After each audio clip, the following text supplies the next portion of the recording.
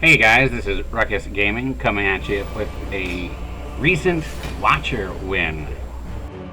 I know a lot of people like to just blow off the Watchers. It's so easy to go infinite, it doesn't take a lot of skill. But I think you can make that choice not to do it. And you can take some other cards and you can have a lot of fun with Watcher. Still be super powerful. I probably should have played the Apotheosis here first, but I always like to start off with Cut Through Fates. Scry is so helpful for cycling through your deck quickly, getting those key cards that you really want. It's incredibly helpful, and I think some people maybe when they start off don't really value it as highly as they should. Now that I've got a little setup already done, it's time to get started working on Donu and Deka. Most of this deck was put together in Act 1. It's a pretty simple deck and I didn't need to take a lot in Act 2 or 3. The signature move and inner piece came very early, so I had a big hitter. Having a 1 energy calm card is so key on the Watcher.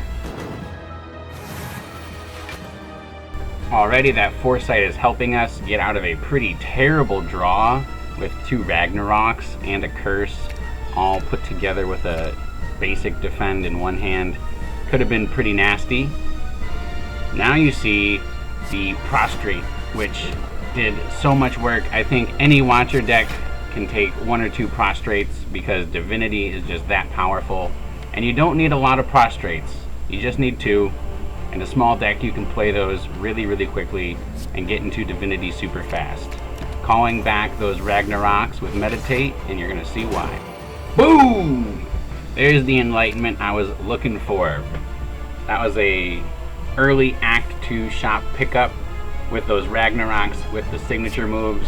I was getting a lot of value off that reduced energy, playing them a lot because I was stance dancing so much, getting the extra energy not only from leaving Calm, but also going into Divinity. This is the beginning of the end for Donu and Deka. They just don't even know it yet.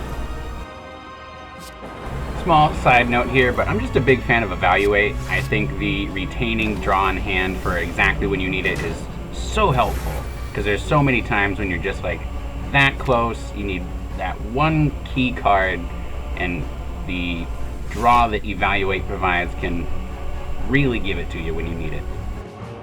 Crush Joints is another solid Watcher take.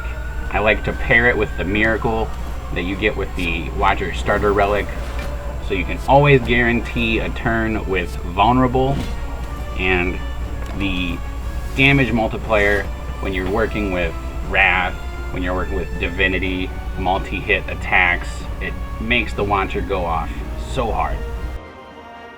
Now, looking at this next turn, you might see that 36 times 2 and think, oh my goodness, I gotta get out of Wrath, I gotta block, make sure I can live another day. But here, I'm thinking, I see my Insight, I see my Meditate.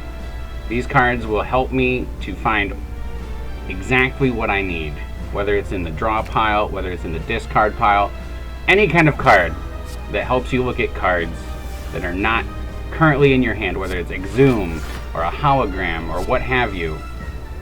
Gaining access to more cards on each turn is so powerful.